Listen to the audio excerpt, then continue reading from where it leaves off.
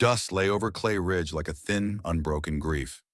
At noon, the street stood empty, except for heat shimmer, one dog asleep under the water trough, and Jack Turner's mercantile sign creaking without wind. He was wiping counters with a square of burlap when hoofbeats slowed outside, deliberate, hesitant, then stopped. The door pushed open and a woman stepped in, framed by white glare. Hat brim hid her face. Coat swallowed her shoulders. Both looked borrowed from larger years. She carried a single object, a saddle polished by long miles, its tooling clean except at the horn, where fingers had worried the leather smooth.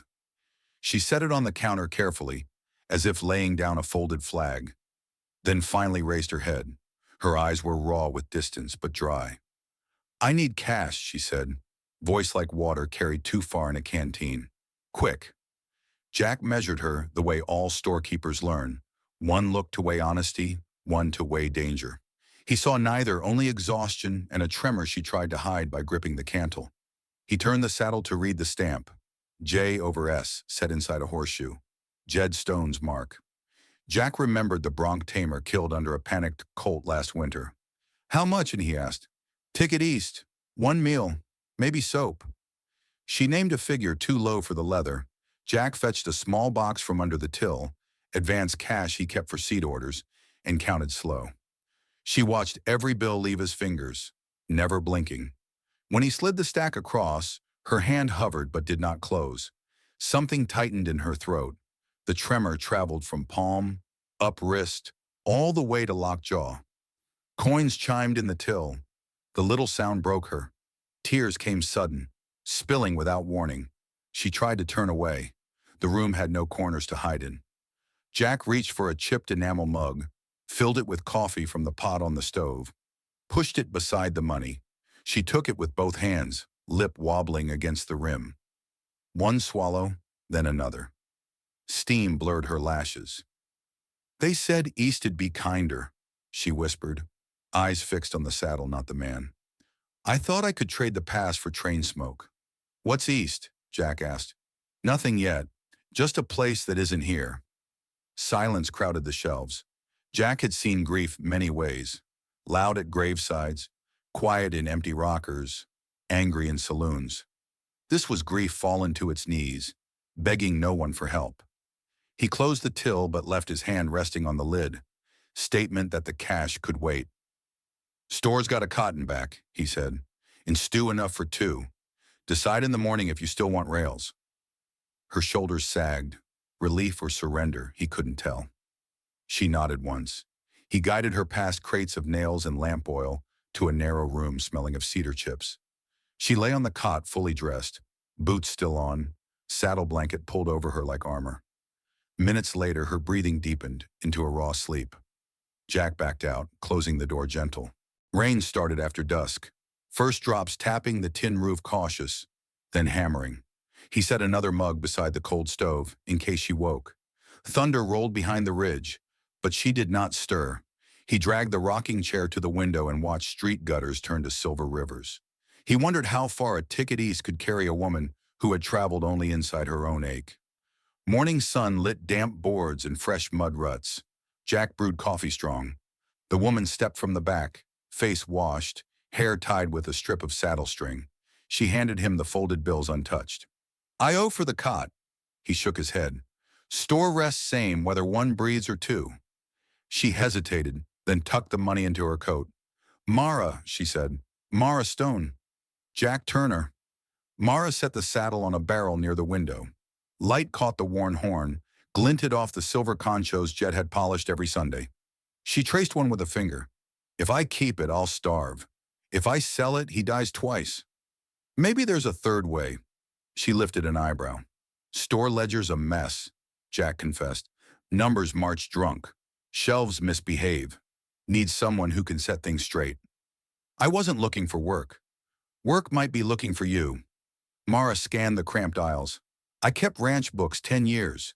Brands, grain, vet bills." "Pay isn't gold," Jack said. She touched the saddle again. "Gold's not what I need." They began that hour. Mara counted every tin of coffee, stacked flour into neat walls, logged the entire inventory in a clean hand on fresh paper, Jack dug from a drawer. Noonlight picked dust motes spinning above her head like tiny planets. She paused only for coffee and a heel of bread Jack toasted on the stove. Customers trickled through. A ranch wife buying calico asked Jack if the new girl charged honest. Mara met the woman's eyes steady. Honest as a brand on hide, she said. The ranch wife left with 2 yards extra. Evening found Mara at the counter, pen still moving. Thunderheads bruised the horizon again. The air smelled of wet iron. Jack lit the lamp, then carried the saddle upstairs, setting it on a wooden stand in the loft room facing west. Mara climbed the narrow steps, watched him adjust the angle so sunset would catch the leather. She whispered a thanks that sounded like exhale more than word. Downstairs, Jack ladled stew, beans, a shred of ham, onions sweet from long heat. They ate at the counter as rain started small. Between spoonfuls, Mara told short facts. Born in Dakota Territory, married Jed at 16, broke 6 wild Mustangs by 18, buried her father, mother, and husband before 23. Jack listened, offered no sermon. When bowls emptied, he fetched a blanket for the rocking chair and pointed at the cot again. Tomorrow you price the new seed shipment, he said, if you wish. She looked at the locked door, then at the saddle upstairs. Rain drummed steady now, a lullaby for land too long dry. Tomorrow, she agreed. Jack banked the stove. In the glow, he saw her shoulders settle. Just a fraction, but enough. The storm outside might have been any storm, yet inside something had edged toward calm, a ledger column beginning to balance, a journey deciding that maybe the east could wait for spring. He lay awake on his bedroll behind the counter, listening to rain chase itself off the roof. Above, the loft boards creaked once, Mara checking the saddle by lantern. He pictured her running fingers along the horn, telling Jed she had not sold memory for coin. Then the boards quieted, sleep unfolded. He spoke into the dark, words meant for the empty rafters. Stay as long as you need. Thunder answered like a distant ride, but she must have heard because morning found her boots beside the cot, polished, and the ledger half full of ink lines as straight as fence posts on fresh plowed ground. Mara woke before dawn now, as though the ledger itself whispered her name. She stoked the stove, laid fresh kindling, and brewed chicory in the blue enamel pot Jack had once kept only for customers. By the time the rim of sun lit the distant cottonwoods, Turner and Stone Mercantile smelled of coffee and oiled wood instead of stale dust. The first stage of March rattled in 2 hours late, wheels splashing the last of winter's meltwater. Jack hauled crates, seed drills, kerosene tins, calico bolts, and stacked them under the awning. Mara recorded every item in crisp script, then set to wiping each tin clean of the red clay that clung to freight like a bad rumor. Customers drifted in, noses twitching at the new smell of lavender soap she had unpacked, eyes widening at the tidy rows of goods whose price tags no longer dangled crooked. One by one, coins changed hands. Jack whistled under his breath. He had not needed to whistle in years. By mid-afternoon, a gust pushed Sheriff Latimer through the swinging door. Mud streaked his boots. Worry etched his brow deep. There's talk of riders working the Arroyo Cut, he murmured. 3 men, slick with a shotgun, too brave for honest work. He eyed Mara, as if gauging how the warning might bruise. She only nodded, ledger still open. Guns don't empty shelves, she said. They empty pockets. Your badge can mind them. Latimer grinned despite himself and left. Rain returned that night, drumming steady.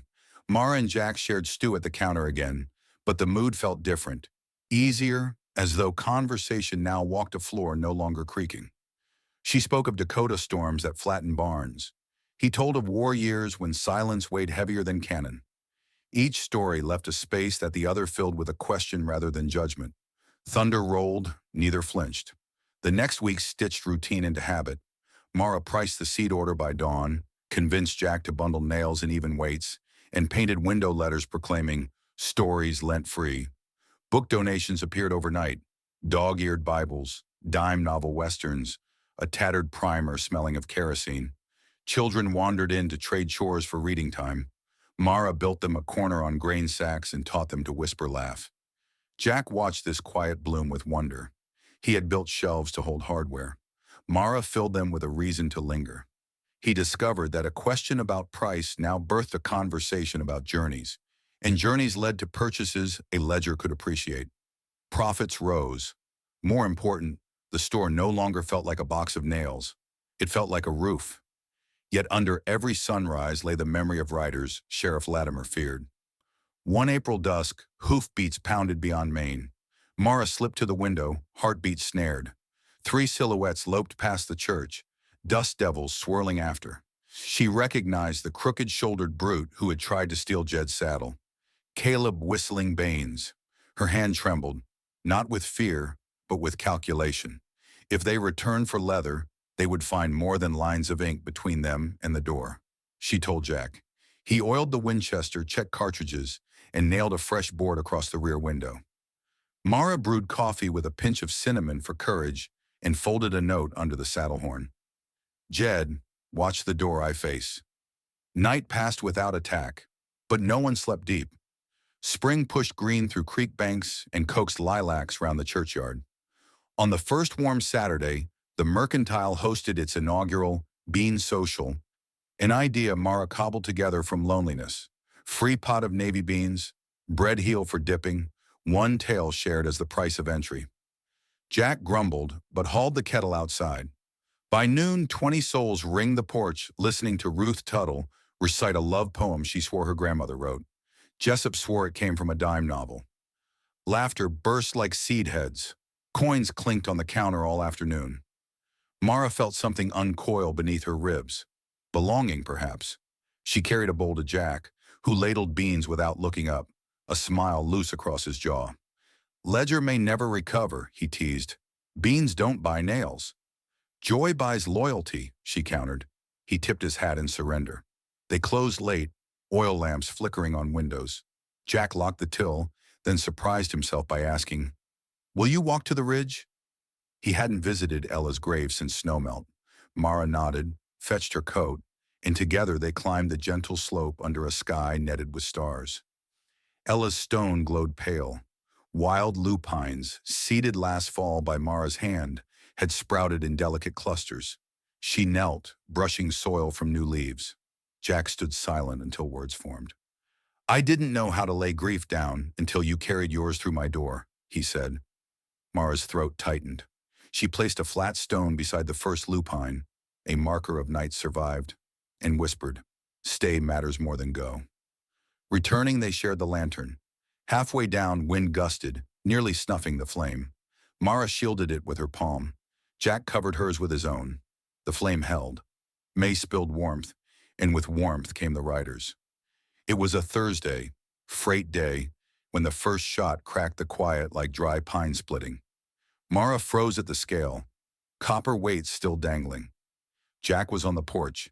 Splinters leapt from the post near his head. He dropped behind the feed crate, rifle sliding into his hands. Ruth screamed inside, then fell silent, remembering the plan. 3 men thundered up, led by Baines. Bandanas covered grins. Revolvers licked sunshine. "Throw out the saddle," Baines roared. "Cut the ledger too. No witnesses worth counting." Before Jack could sight, another gun spoke.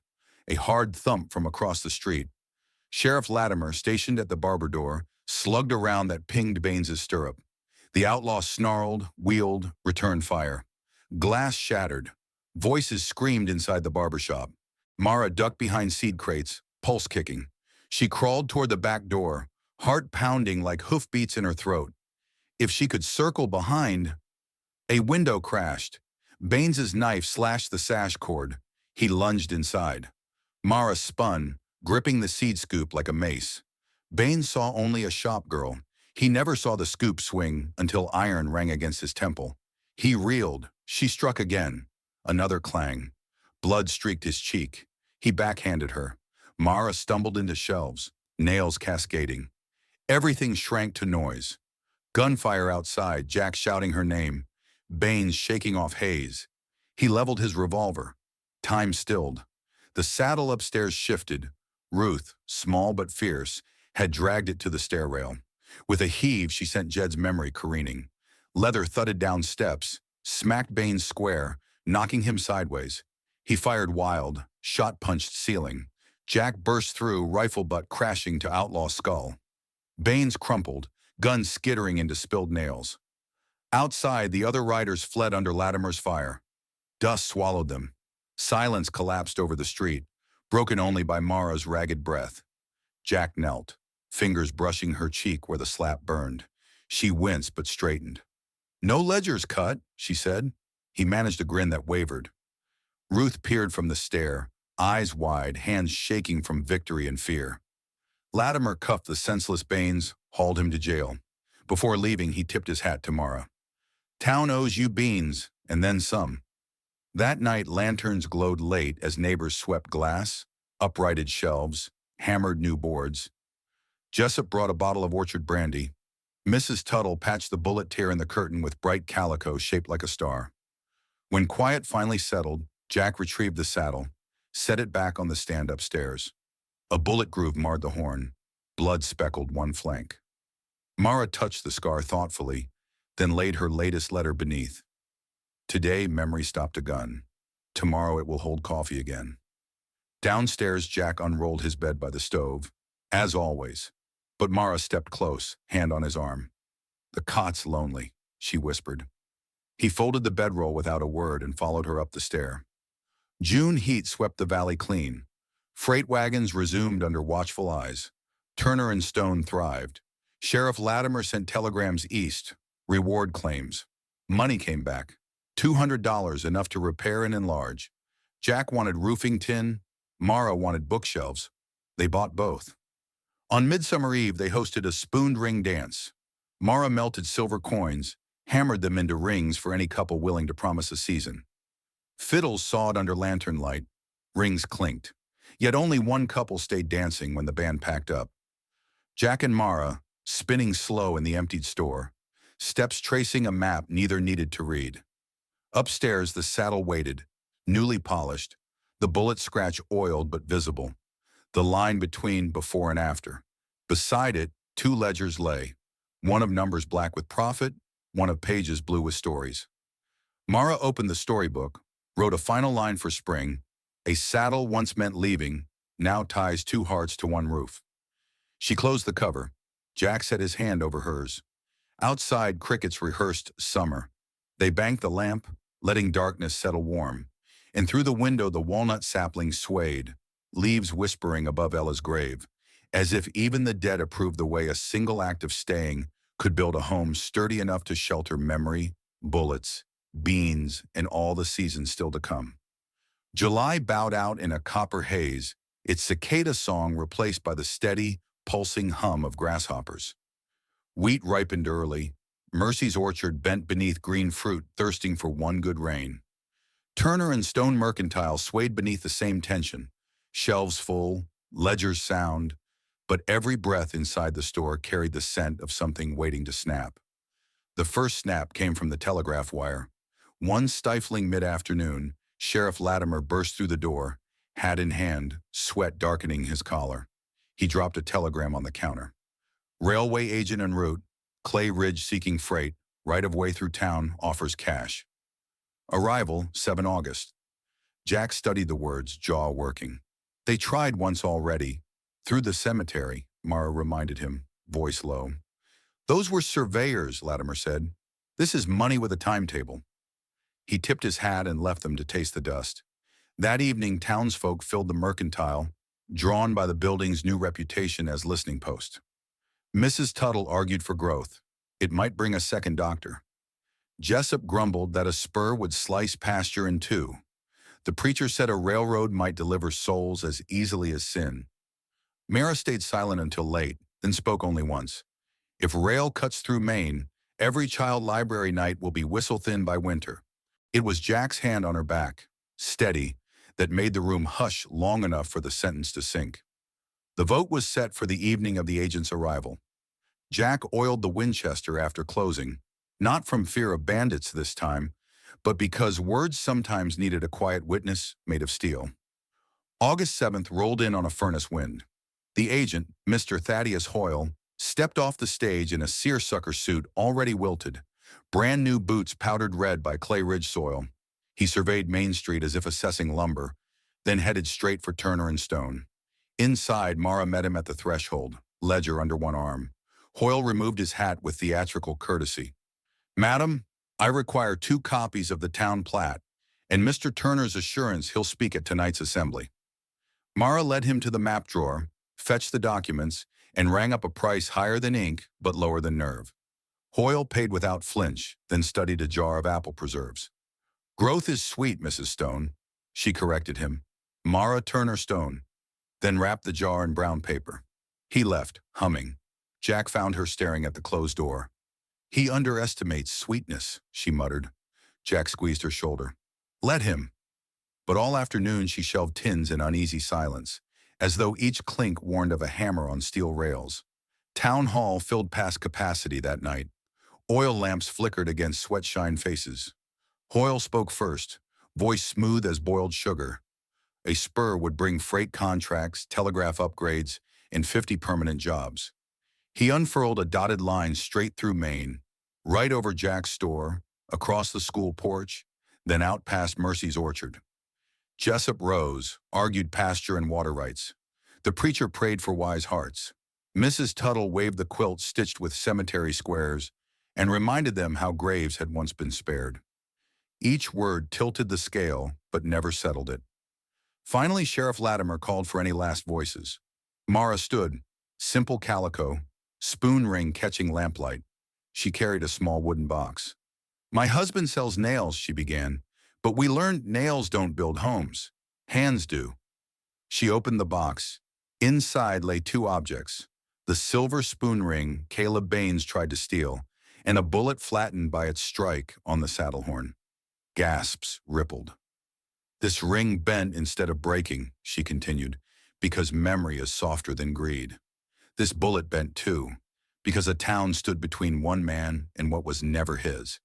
She laid both on the speaker's table. "If rail comes through, what bends next? A library corner? A child's sleeping hour? Some things pay in coin, others cost in quiet." Her voice never rose, yet the room felt smaller, listening. Hoyle cleared his throat, but before he could counter, Henry, quiet Henry who rarely spoke, stood, Winchester resting muzzle down like a walking stick. "Progress I'll defend," he said, tip of the rifle pointing to the ceiling, "but peace costs more than freight." When vote was called, rail lost by 2 hands. Hoyle packed his maps, face unreadable, and promised a return with additional inducements. He did not look back at Mara's box. Days cooled, nights tasted of sage. Jack and Mara thought the summer's price paid, but storms come in twos. 3 weeks after the vote, latched windows rattled under a midnight wind. Daisy bleated. Cole answered. Jack sat upright. Hoofbeats pounded north of town, fast, stumbling. A shot cracked, then another. Jack grabbed the rifle. Mara lit a lantern. A horse appeared outside. Rider slumped. Sheriff Latimer slid from the saddle, blood dark on his sleeve. "Hoyle's men hired guns. They took Jessup." He collapsed. Mara bound the wound while Jack fetched water. Latimer wheezed. Hoyle had returned with 3 Pinkerton-leaning enforcers, offering Jessup double wages to let rails cross Hatchet B. Jessup refused. Fists flew, guns faster. Latimer chased them, caught a bullet for the trouble. Jack saddled the mare. "I'll ride." Mara met his eyes, shook her head once, firm. "We ride." Ruth, now deft with arms, took the Winchester. June fetched the field glasses. Ida lifted Silas's violin, but Mara slipped it gently from her hands. "Guard the store with song," she whispered. They rode southeast under a half-moon. Jack, Mara, and Ruth. Hoofbeats drummed fear into dust. By dawn they found the raiders' camp near a dry wash. Jessup lay tied, bruised but breathing. Hoyle's men breakfast over a small fire, pistols unbelted but within reach. Mara dismounted first, hands raised, speaking calm. "Rail lost its vote, not its dignity." The men laughed. Jack leveled his rifle. Ruth flanked left, shotgun low. Hoyle himself emerged from a tent, hair askew, suit wrinkled. He saw the weapons, sneered. "Law chose sentiment, I choose steel." He nodded to his gunman. What happened next lived in town lore longer than any rail. Ruth fired first, bird shot scattering dust at the men's boots. Jack's single round took the gunman's revolver clean off his belt. wood splintering. Mara walked forward, untied Jessup while gunsmoke still drifted. She placed her spoon ring in Hoyle's palm. Hard to bend steel with silver, but silver bends hearts. Leave. Hoyle, confronted with townsfolk willing to shoot for quiet, ordered retreat. His men saddled fast, eyes wary of Ruth's steady aim. They tore off toward the southern horizon, dust cloud already thinning. Jessup sagged but stood. "Oh, you beans," he rasped. Mara smiled. "Beans don't buy nails." Jessup laughed until ribs ached. They returned heroes, though they felt only tired. Latimer healed. Town hammered gratitude into pies, quilts, free wagon oil. Turner and Stone received crates of peaches enough to burst the shelves. Mara labeled new jars quiet saved.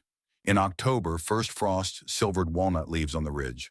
Mara placed the flattened bullet beneath the tree roots. "Let peace feed on noise," she said.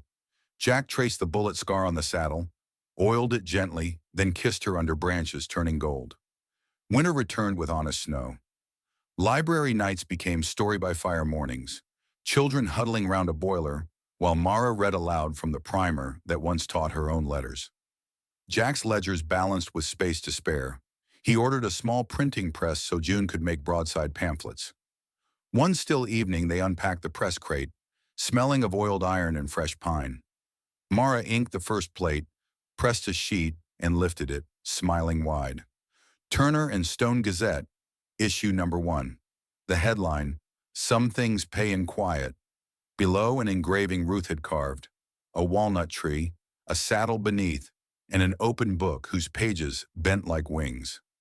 Jack tacked the broadside in the window. Snow fell soft, swirling in lamplight. Mara took his hand, spoon ring warm, bronze band glinting. They stood a moment, listening to the hush they had bought, counting its worth in more than coin. Counting it in stories that would ride rails even if rails never reached them, because words once printed travel farther than iron ever dares. Blizzards settled over Clay Ridge like a quilt someone forgot to shake out. For 3 weeks, wind gnawed the eaves of Turner and Stone Mercantile, sculpting drifts that swallowed the hitching rail and muffled the noon bell to a dull bronze cough. Most mornings, Jack had to batter the door open with his shoulder. Mara followed, shawl wrapped high, carrying the small kerosene heater that kept the printing press from freezing steel cold. The Turner and Stone Gazette never missed an issue. June, cheeks red from the stove's glow, set lead-type letter by letter. Ida practiced violin scales between crank turns, each note sliding beneath the thump of the platen like a hopeful seam. Ruth hauled coal, her wide shoulders now as much a part of the press as gears. Every Wednesday, Latimer stamped the date, stacked bundles onto a sled, and ran them to every porch in town. Papers arrived rimmed with frost, still smelling of fresh ink and cedar oil. The January 12th headline read, "Rail Company Files Injunction." Pinkerton agents rumored Sheriff Latimer had wired from county seat. Hoyle's employers, Cedar and Western, petitioned a federal judge for eminent domain. Their lawyers argued that a dangerous element in Clay Ridge impeded progress. Dangerous, Mara translated inside the Gazette, meant anyone who said no.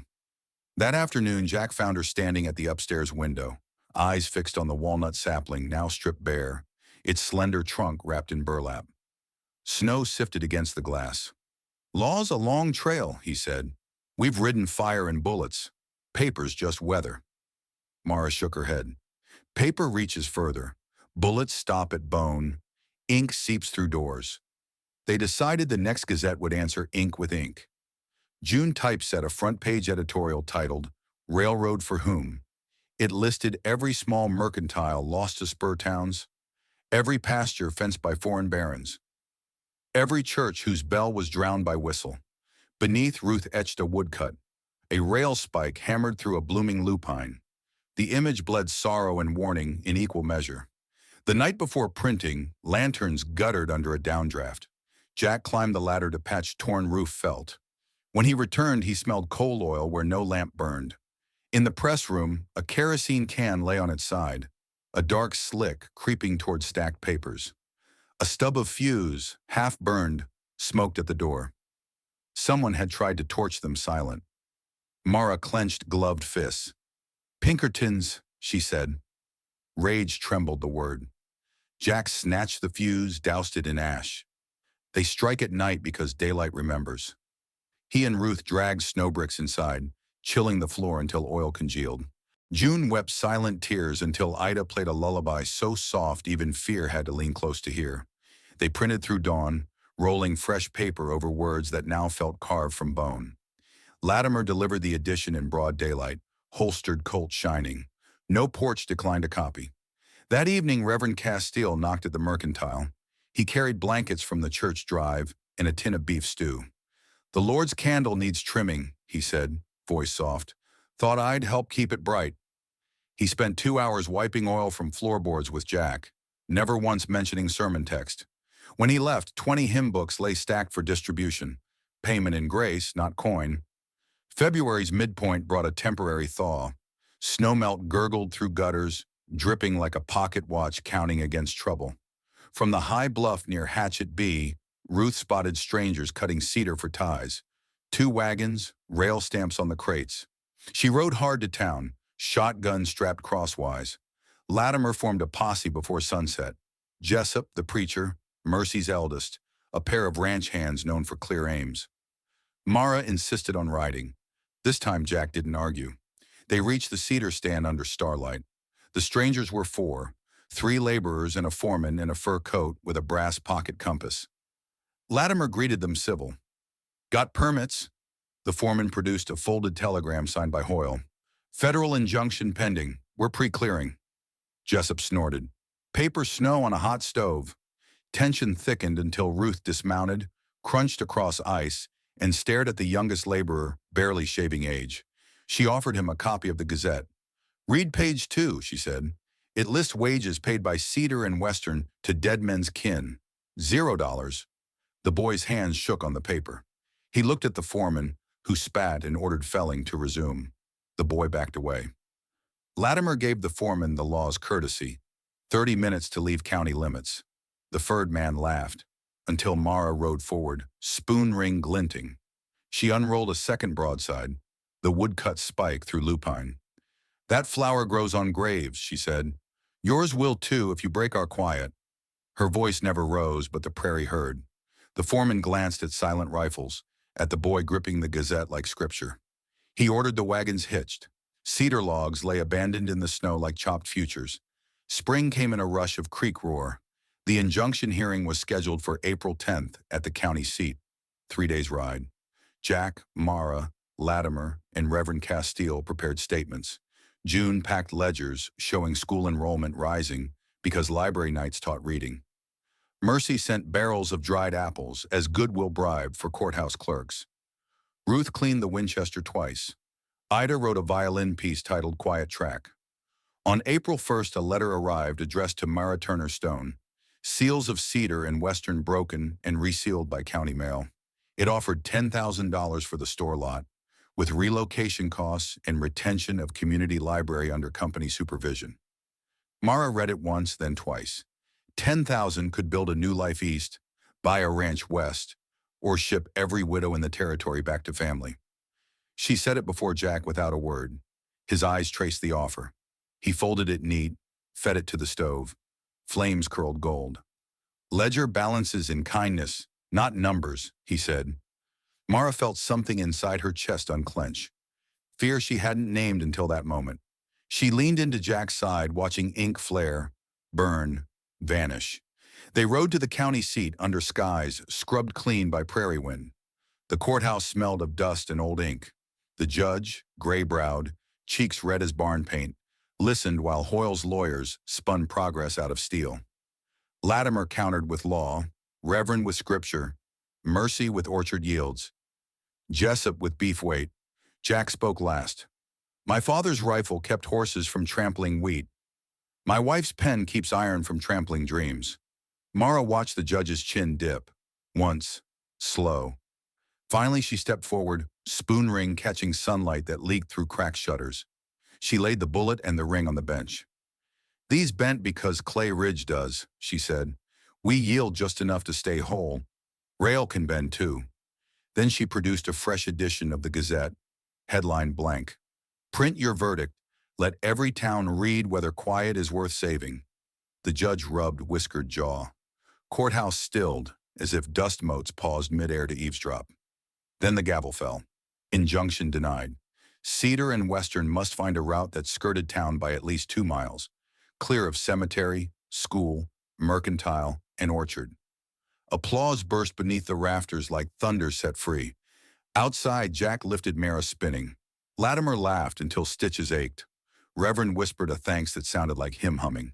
They camped that night by a willow creek, reading stars instead of ledgers. Ida's violin echoing off water. Before sleep, Mara wrote a letter for the saddle. Some wars are won with words wearing boots. She placed it under the horn, stroked scarred leather, and thought of Jed's ghost smiling into campfire light. They returned to Clay Ridge heroes again, though no banners flew. Children taped broadside copies to school desks. Mercy's orchard promised free cider come harvest. The preacher wove spoon ring parables into sermons. And every Wednesday the Gazette printed columns on railroad safety, land deeds, and seeds that favored loam over prairie sod.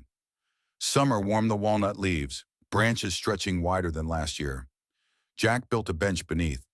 On Sunday evenings they sat while Daisy's grandkids butted each other in the grass, and they planned a second press, this one for pupils to set their own names in type. One golden dusk, Mara took Jack's hand, placed it over her stomach.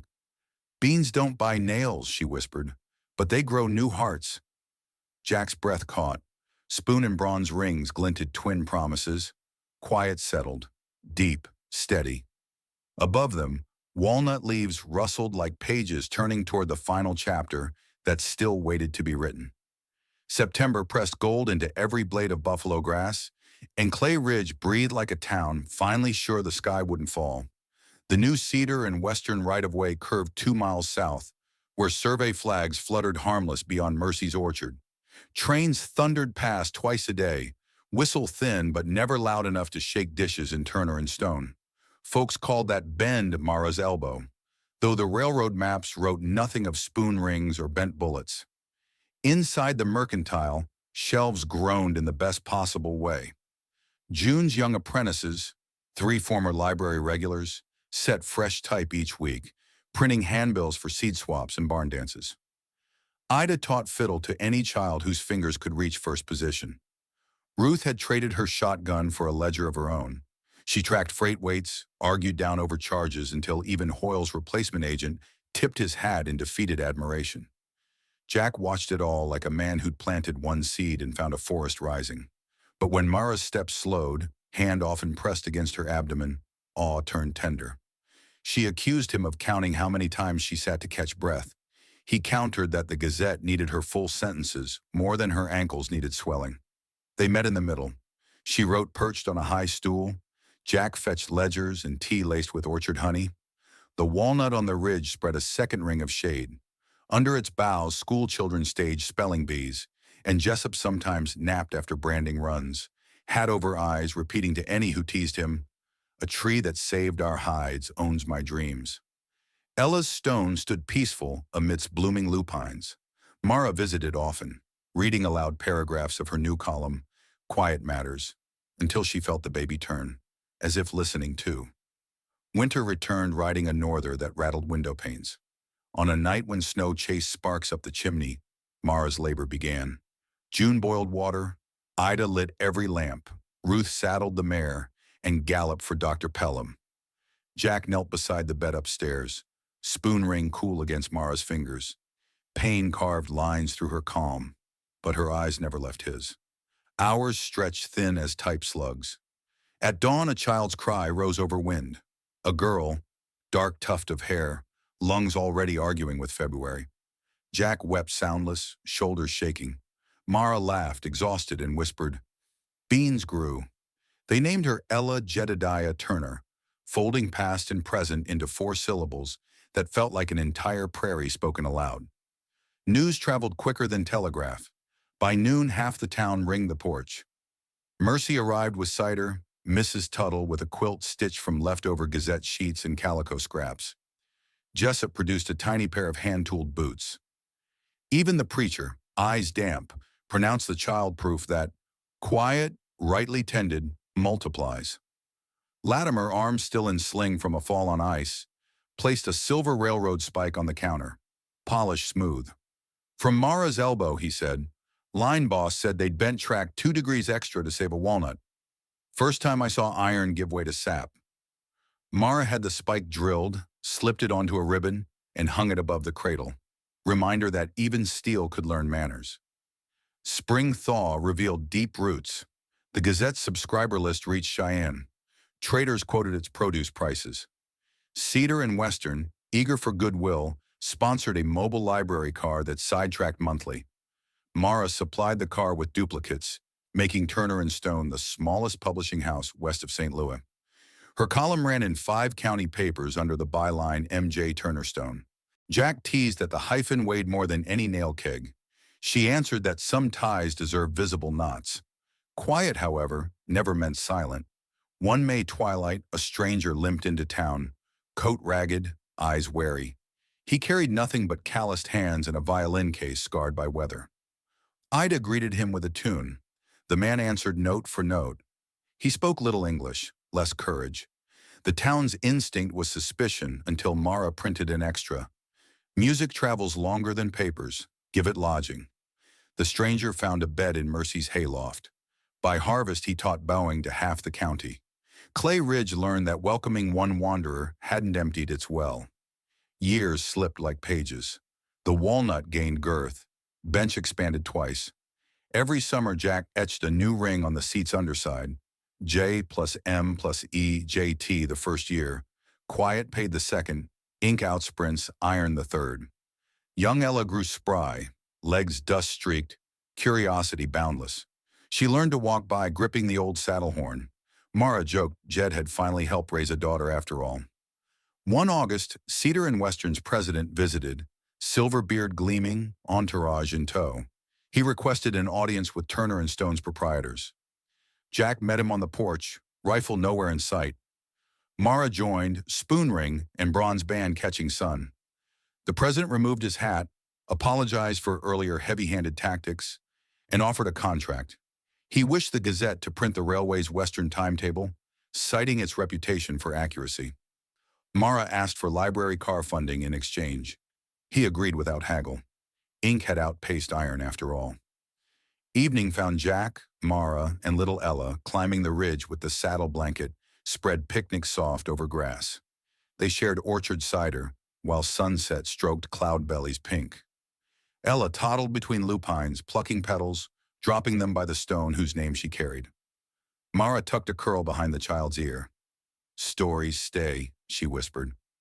Jack pulled the wooden box from his pocket, the box that once held a bullet and spoon ring.